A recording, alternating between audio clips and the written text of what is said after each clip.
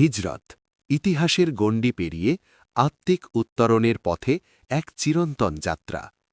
একটি কুরআন ভিত্তিক দার্শনিক বিশ্লেষণ। ভূমিকা। সাধারণভাবে মক্কা থেকে মদিনায় হিজরতকে আমরা ইসলামের ইতিহাসের একটি গুরুত্বপূর্ণ রাজনৈতিক ও সামাজিক ঘটনা হিসেবে দেখি। কিন্তু কুরআনের গভীর দর্শন ও আত্মিক দৃষ্টিভঙ্গিতে হিজরত কেবল একটি ভৌগোলিক স্থানান্তর নয়, বরং এটি মানুষের অভ্যন্তরীণ রূপান্তরের এক প্রতীকী যাত্রা। এই দৃষ্টিভঙ্গিতে হিজরত হল মানুষের অন্তরের অশান্তি, অজ্ঞতা ও অস্থিরতা থেকে বেরিয়ে শান্তি, ভারসাম্য ও আত্মিক স্থিতির দিকে অগ্রসর হওয়ার এক নিরন্তর প্রয়াস।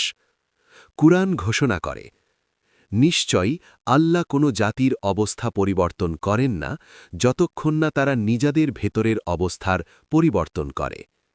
সূরা রাদ ১৩-১১। এই আয়াত আমাদের সামনে স্পষ্ট করে দেয়, পরিবর্তনের সূচনা বাহিরে নয়, বরং মানুষের নিজের ভেতর থেকেই শুরু হয়। এখানেই হিজরতের অন্তর্নিহিত দর্শনের মূল চাবিকাঠি নিহিত। মক্কা ও মদিনা দুটি ভৌগোলিক স্থান নয়, দুটি মানসিক ও আত্মিক অবস্থা। এই ব্যাখ্যায় মক্কা ও মদিনা দুটি ভিন্ন মানসিক ও আত্মিক অবস্থার প্রতীক। মক্কা অস্থিরতা, অজ্ঞতা ও মানসিক সংকটের প্রতীক। এখানে মক্কা সেই মানসিক অবস্থাকে নির্দেশ করে যেখানে মানুষ ভয়, দুশ্চিন্তা, অহংকার, অজ্ঞতা, আবেগের অস্থিরতায় আচ্ছন্ন থাকে। এই অবস্থা কুরআনে নফসে আম্মারা দ্বারা চিহ্নিত। নিশ্চয়ই নফস মানুষকে মন্দ কাজের দিকেই প্ররোচিত করে। সূরা ইউসুফ ১২-৫৩। এই মানসিক অবস্থায় মানুষ নিজের উপর নিজের নিয়ন্ত্রণ হারিয়ে ফেলে এবং আত্মিক দিক নির্দেশনা থেকে বিচ্যুত হয়। মদিনা ভারসাম্য, শৃঙ্খলা ও প্রশান্তির প্রতীক। এখানে মদিনা কোনো ভৌগোলিক শহর নয়, বরং একটি আত্মিক ও মানসিক পরিপূর্ণ অবস্থা।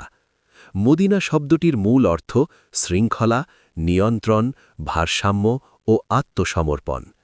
এটি দিন শব্দমূল থেকে আগত, যার অর্থ জীবন ব্যবস্থা বা অন্তরের সামঞ্জস্য বা অ্যালাইনমেন্ট।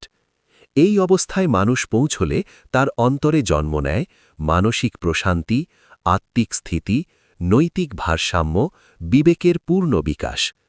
কুরআন এই অবস্থাকে নফসে মুতমাইন্না নামে অভিহিত করেছে। হে প্রশান্ত আত্মা, তোমার প্রতিপারকের দিকে ফিরে এসো, সন্তুষ্ট ও সন্তোষজনক হয়ে। সূরা ফজর ২৭-২৮। অর্থাৎ প্রকৃত মদিনা হল সেই অন্তরাবস্থা যেখানে আত্মা শান্তিতে অবগাহন করে। হিজরত আত্মিক বিবর্তনের অনিবার্য যাত্রা। এই দৃষ্টিভঙ্গিতে হিজরত মানে অস্থিরতা থেকে প্রশান্তির দিকে যাত্রা, অজ্ঞতা থেকে প্রজ্ঞার দিকে উত্তরণ, আত্মকেন্দ্রিকতা থেকে ভারসাম্যের দিকে অগ্রসর হওয়া। কুরআন ঘোষণা করে, নিশ্চয়ই যে কেউ আল্লাহর পথে হিজরত করে সে পৃথিবীতে বহু আশ্রয়স্থল ও প্রাচুর্য লাভ করবে। সূরা নিসা ৪-১০০। এখানে কেবল ভৌগোলিক আশ্রয়ের কথা বলা হয়নি, বরং অন্তরের প্রশান্তি ও মানসিক প্রাচুর্যের কথাও নিহিত রয়েছে। বিবেক, কমন সেন্স, প্রকৃত পথপ্রদর্শক। এই দৃষ্টিভঙ্গিতে নবুয়তের মূল প্রতীক হল মানুষের জাগ্রত বিবেক ও কাণ্ডজ্ঞান। মানুষের ভেতরে থাকা এই বিবেকই তাকে ভুল থেকে সঠিক পথে, অন্ধত্ব থেকে আলোয়, সংকীর্ণতা থেকে প্রশস্ততায় নিয়ে যায়। কুরআন বলে, নিশ্চয়ই এতে নিদর্শন রয়েছে তাদের জন্য যারা চিন্তা করে। সূরা রুম ৩০-২১। অর্থাৎ ওহীর প্রকৃত উপকার তারাই পায় যাদের চিন্তা শক্তি ও বিবেক সক্রিয়।